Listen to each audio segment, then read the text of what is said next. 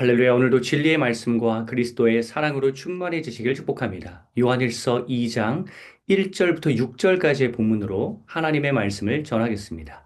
3절만 읽겠습니다. 우리가 그의 계명을 지키면 이로써 우리가 그를 아는 줄로 알 것이요. 아멘. 오늘 본문은 두 가지의 그릇된 오해를 불러일으킬 수 있습니다. 1절부터 2절까지는 방종으로, 3절부터 6절까지는 조건적 사랑으로 오인할 수 있습니다. 첫째, 방종입니다. 1절 하반절에 보면 죄를 짓더라도 대언자가 있어서 괜찮다 라는 표현이 나옵니다. 죄를 지어도 믿는 구석이 있으니 마음껏 지어도 된다는 방종의 허용처럼 느껴집니다. 하지만 그렇지 않습니다. 절대로. 1절 상반절을 보십시오. 너희로 죄를 짓지 않게 하려고 이 편지를 쓴다 라고 분명히 밝힙니다. 지향점이 죄를 짓지 않는 상태입니다. 이미 1장 6절에서도 분명히 논증했습니다. 빛이신 하나님과 온전히 교제하는 사람이 어두움을 따라갈 수 없다. 그건 불가능하다라고. 대언자의 존재는 뻔뻔하게 죄를 마음껏 짓는 사람의 방패막이가 아닙니다. 대언자는 선하신 주님을 본받아 빛을 향해 나아가지만 악한 본성으로 인해 방황하고 고민하는 실존이 이리 뒤틀 저리 뒤틀 거리더라도 계속 빛을 향해 나아갈 수 있도록 빛을 향한 의지가 꺾이지 않도록 도와주시는 분입니다. 말씀을 실천할 의지가 있는 분들을 위해 일하시는 분이 바로 오늘 본문에 나오는 대언자입니다.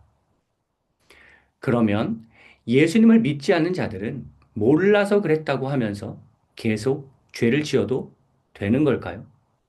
그렇지 않습니다.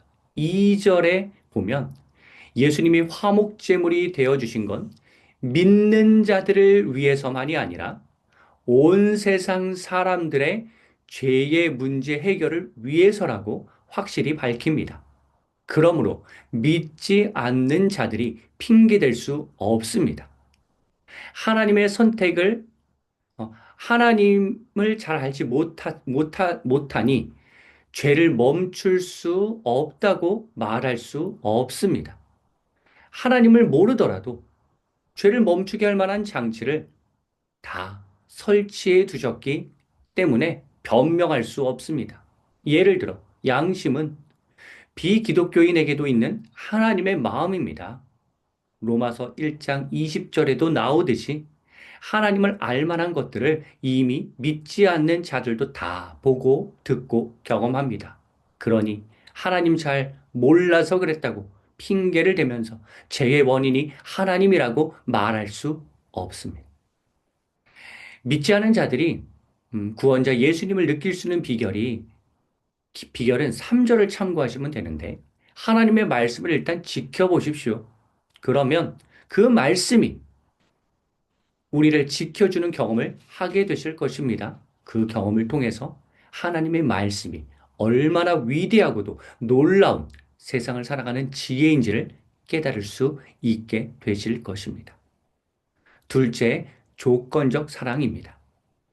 기독교인들이, 개신교도들이 소스라치게 놀라면서 민감하게 반응하는 교리가 하나 있습니다. 그건 바로 행위 구원입니다.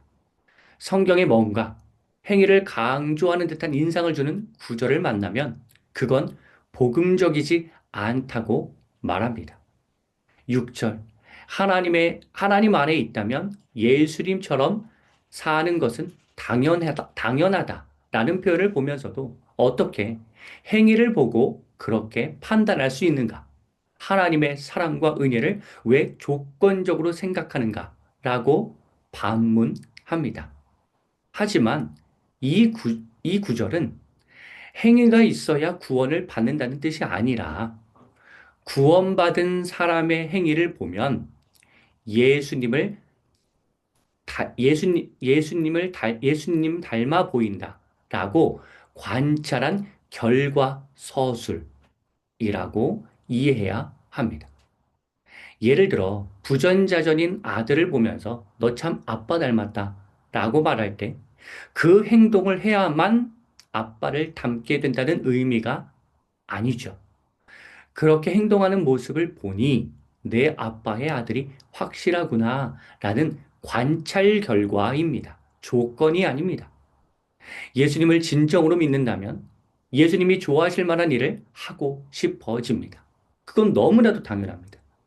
사랑하는 사람이 싫어하는 짓을 골라서 하는데 어떻게 사랑한다고 말할 수 있습니까? 3절. 하나님의 말씀대로 사는 모습을 주변 사람들이 보면서 아, 정말로 그 말씀하신 하나님을 참으로 존경하는구나, 경외하는구나, 이렇게 생각하게 되는 것입니다.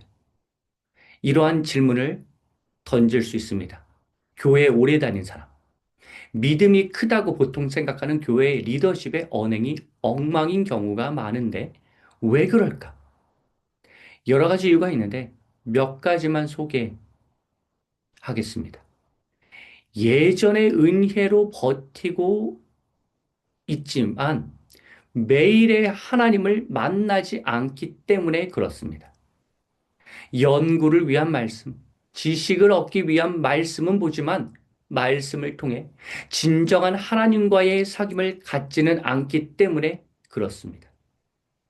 그러니 계속 레벨업 되는 다가오는 유혹을 이겨낼 수 없는 것입니다. 그러므로 전제 자체가 틀렸습니다. 교회에 다닌 연수와 직분으로 믿음의 경중을 판단할 수 없습니다. 매일 하나님과 교제하는 말씀과 기도 생활을 충실하게, 실제로 충실하게 해야만 믿음이 강해지고 온전한 행동을 하게 되는 법입니다. 교회 안에 오래 머물러 있다고 해서 그 사람의 믿음과 행동이 온전해지는 것이 아니라 실제로 하나님과 만나는 시간이 충분해야 합니다. 연차와 직분 때문에 내가 괜찮은 신앙인이라고 여기게 만드는 사탄의 함정에 빠져서는 안 됩니다. 4절, 진리 아래 거한다면 하나님의 계명을 지키고 싶어집니다. 매일 진리를 추구하지 않으면서 겉모습만 거룩한 척하는 기독교인, 자기 기만에 빠진 기독교인이 생각보다 많습니다.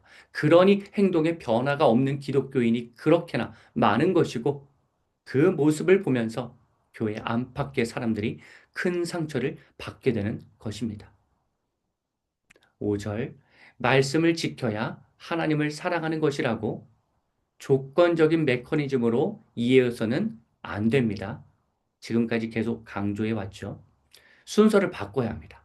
사랑하기 때문에 말씀을 지키는 것입니다. 여러분, 사랑에 빠진 사람을 한번 관찰해 보십시오. 표정과 말투와 행동이 완전히 그 사람에게 빠져 있습니다. 사랑하는 사람에게만 보이는 행동과 표정이 있습니다. 그걸 주변 사람들이 보고 다 알게 됩니다. 사랑에 빠졌다고.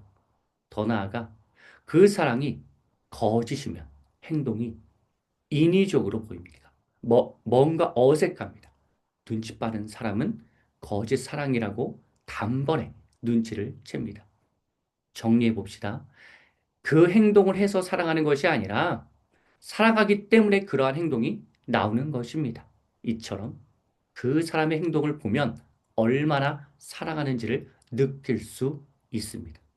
사랑하는 성도 여러분, 온 인류를 위해 십자가에 달려 죽으사 우리에게 참된 자유를 주신 사랑의 예수님은 오늘도 우리가 말씀대로 살도록 인도해 주실 것입니다.